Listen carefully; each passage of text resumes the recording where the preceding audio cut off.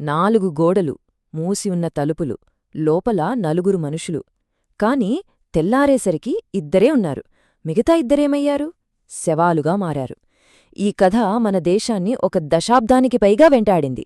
ఇందులో బాధితులే నిందితులయ్యారు, నిందితులే దోషులయ్యారు, చివరికి నిర్దోషులయ్యారు. సరే, ఈరోజు మనం ఆ రాత్రి ఏం జరిగిందో తెలుసుకునే ప్రయత్నం చేద్దాం. ప్రతి ఆధారాన్ని, ప్రతి వాదనను క్షుణ్ణంగా పరిశీలిద్దాం. చివరి వరకు నాతోనే ఉండండి, ఎందుకంటే ఈ మిస్టరీలో ప్రతి చిన్న వివరానికి కథను మార్చే శక్తి ఉంది. మే 15, 2008. అందరూ నిద్రపోతున్న ప్రశాంతమైన రాత్రి. కాని నోయిడాలోని జలవాయు విహార్లోని ఆ ఫ్లాట్ లోపల మృత్యువు నిశ్శబ్దంగా అడుగుపెట్టింది. తెల్లారేసరికి 13 ఏళ్ల ఆరుషి తల్వార్ మరియు వారి పనిమనిషి హేమ్రాజ్ ఇద్దరూ ప్రాణాలు కోల్పోయారు. మూసి ఉన్న ఆ ఇంటిలోంచి ఒక్క అరుపు కూడా బయటకు రాలేదు. సరే, ఆ భయంకరమైన రాత్రి ఏం జరిగిందో తెలుసుకోవాలంటే మనం ఒక్కరోజు వెనక్కి వెళ్ళాలి. మే 15, 2008. ఆ రోజు అంతా ఎలా గడిచిందో చూద్దాం. ఆ ఇంట్లో ఉన్నది మొత్తం నలుగురే. డాక్టర్ రాజేష్ తల్వార్, ఆయన భార్య డాక్టర్ నూపూర్ తల్వార్, ఇద్దరూ పేరున్న డెంటిస్టులు. వాళ్ల ఒక్కగానొక్క కూతురు 13 ఏళ్ల ఆరుషి, ఇంకా వాళ్ళ ఇంట్లో ఉంటూ అన్ని పనులు చూసుకునే నేపాల్కు చెందిన 45 ఏళ్ల హేమ్రాజ్. ఆ రోజు కూడా మిగతా రోజులలాగే గడిచింది. అంతా నార్మల్. కాని ఆ రాత్రి వాళ్లు ఆరుషికి ఒక కొత్త కెమెరా గిఫ్ట్ ఇచ్చారు. రాత్రి 10:30కి ఆ కెమెరాతో ఒక ఫోటో కూడా దిగారు, నవ్వుతూ. ఎంత సంతోషంగా ఉన్నారు కదా. కాని వాళ్లకు తెలీదు, అదే వాళ్ల చివరి ఫోటో అవుతుందని. ఇప్పుడు మనం అసలు కథలోకి వెళ్తున్నాం, ఆ చీకటి గంటల్లోకి. ఫోటో దిగిన తర్వాత అంతా తమ తమ రూమ్స్లోకి వెళ్లారు. ఆ తరువాత అర్ధరాత్రి నుంచి 1 గంట మధ్యలో ఆ 4 గోడల మధ్య ఏం జరిగింది? ఆ రహస్యం ఇప్పటికీ ఎవరికీ తెలీదు.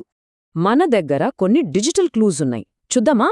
రాత్రి 11 గంటలకు తల్లి నూపూర్ ఆరుషి రూంలో ఉన్న ఇంటర్నెట్ రౌటర్ ఆన్ చేశారు.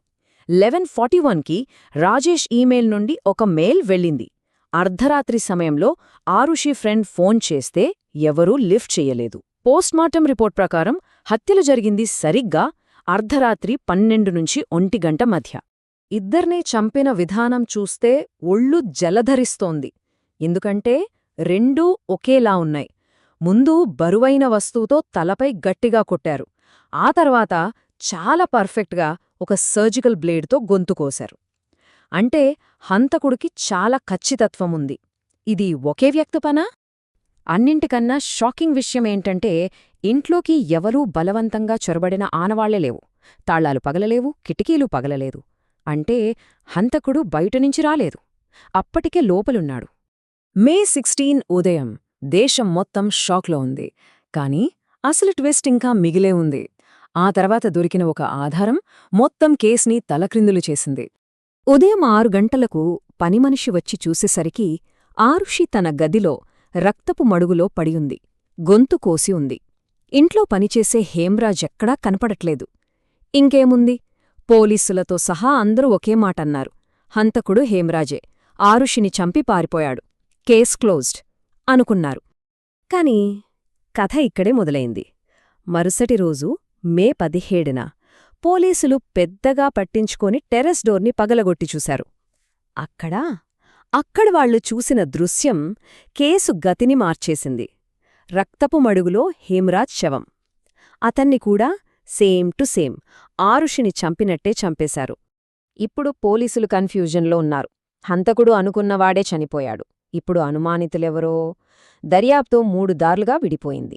థియరీ నంబర్ 1, తల్లిదండ్రులే చంపారు, ఎందుకంటే బయటనుంచి ఎవ్వరూ రాలేదు. థియరీ నంబర్ 2, హేమ్రాజ్ ఫ్రెండ్స్, అంటే వేరే పనివాళ్లు.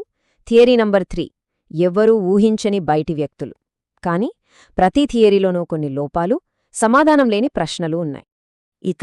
ఇక్కడ్నుంచి కేసు సాక్ష్యాల మీద కాకుండా పరిస్థితుల మీద నడవటం మొదలైంది. ఇది ఒక విచిత్రమైన ప్రయాణం. దర్యాప్తు సంస్థ చేతులెత్తేయడం నుంచి కోర్టు శిక్ష వేయడం వరకు. కొన్నేళ్ల దర్యాప్తు తర్వాత 2010లో సీబీఐ ఒక క్లోజర్ రిపోర్ట్ ఫైల్ చేసింది.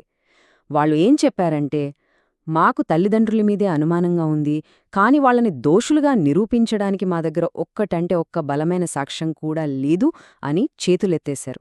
సాధారణంగా దర్యాప్తు సంస్థ చేతులెత్తేస్తే కేస్ మూసేస్తారు. కాని ఇక్కడ అలా జరగలేదు. మన న్యాయ చరిత్రలోనే ఇదొక అరుదైన సంఘటన. 2011లో కోర్టు ఆ క్లోజర్ రిపోర్ట్నే తల్లిదండ్రుల మీద ఛార్జ్ షీటుగా మార్చేసింది. అంటే సాక్ష్యం లేకపోయినా విచారణ జరగాల్సిందే అని తేల్చి చెప్పింది. నవంబర్ 2013 ట్రయల్ కోర్ట్ ఒక సంచలన తీర్పు ఇచ్చింది. బయటవాళ్లు వచ్చినట్టు ఆధారాలు లేవు, ఆ రాత్రి ఇంట్లో ఉన్నది తల్లిదండ్రులే.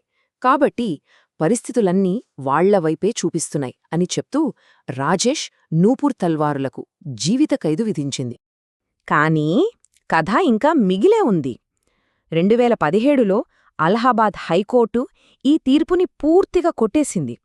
హైకోర్టు ఏమందంటే, మీరు చెప్తున్న పరిస్థితుల గొలుసులో చాలా లింకులు బలహీనంగా ఉన్నాయి, కొన్ని అసలు లేనేలేవు, అనుమానం ఆధారంగా శిక్ష వెయ్యలేం అని చెప్పి తల్వార్లను నిర్దోషులుగా విడుదల చేసింది. ఇన్ని దర్యాప్తులు, ఇన్ని తీర్పుల తర్వాత అసలు మనకు ఖచ్చితంగా ఏం తెలుసు? ఏవి నిజాలు, ఏవి అనుమానాలు? ఒక్కసారి చూద్దాం. మనకు ఖచ్చితంగా తెలిసినవి ఇవి మాత్రమే. ఇద్దరినీ ఒకేలా చంపారు. క్రైమ్ సీన్ మొదటి రోజే పూర్తిగా నాశనమైంది. హత్యాయుధమేంటో ఇప్పటికీ తెలీదు. తల్లిదండ్రులను గాని, పనివాళ్లను కాని నేరంతో ముడిపెట్టే ఒక్కటంటే ఒక్క DNA గాని, వేలిముద్ర గాని దొరకలేదు. అంటే నో డైరెక్ట్ ఎవిడెన్స్. ఈ కేసులో ఎంత గందరగోళముందో చూడండి. మొదట నోయిడా పోలీసులు, తర్వాతొచ్చిన ఫస్ట్ CBI టీం ఇద్దరూ పనివాళ్ల మీద అనుమానపడ్డారు. కాని ఆ తర్వాతొచ్చిన సెకండ్ CBI టీం మాత్రం తల్లిదండ్రుల వైపు వేలెత్తి చూపింది. కాని ప్రూవ్ చేయలేకపోయింది. ఒకే కేసు, ఇన్ని థియరీలు. ఇప్పటివరకు మనకు అందుబాటులో ఉన్న రికార్డులు, తీర్పుల ఆధారంగా చూస్తే ఒక విషయం చాలా క్లియర్గా కనపడుతోంది. ఇప్పుడు నేను చెప్పబోయేది కేవలం ఫ్యాక్ట్స్ ఆధారంగా చేసుకున్న ఒక విశ్లేషణ మాత్రమే. నిజం చెప్పాలంటే ఈ కేసులో మన సిస్టమ్ ఫెయిల్ అయింది. దర్యాప్తు మొదట్లోనే జరిగిన తప్పులు, ముఖ్యంగా క్రైమ్ సీన్ని కాపాడలేకపోవడం, ఈ కేసులో ఎప్పటికీ సమాధానం దొరకని ప్రశ్నల్ని మిగిల్చాయి. అందుకే నిజమేంటో బహుశా ఎప్పటికీ బయటకు రాకపోవచ్చు. ఇన్ని సంవత్సరాల తర్వాత కూడా ఆ రాత్రి ఆ ఇంట్లో ఏం జరిగిందనే ప్రశ్నకు జవాబులేదు. ఒక 13 ఏళ్ల అమ్మాయి, ఒక 45 ఏళ్ల వ్యక్తి, వాళ్ల ప్రాణాలు పోయాయి. కాని వాళ్లను చంపిందెవరు? బహుశా ఆ రహస్యం ఆ మూసిన తలుపుల వెనకే శాశ్వతంగా ఉండిపోయిందేమో. ఇంతవరకు మనం చూసిన ఆధారాలను బట్టి ఆ హంతకులు ఎవరని మీరనుకుంటున్నారు? ఆ రాత్రి అసలు ఏం జరిగే ఉంటుందని మీరు భావిస్తున్నారో మీ థియరీని కామెంట్స్లో తప్పకుండా పంచుకోండి. ఇలాంటి మరిన్ని లోతైన విశ్లేషణల కోసం మా ఛానల్కు సబ్స్క్రైబ్ చేసుకోండి.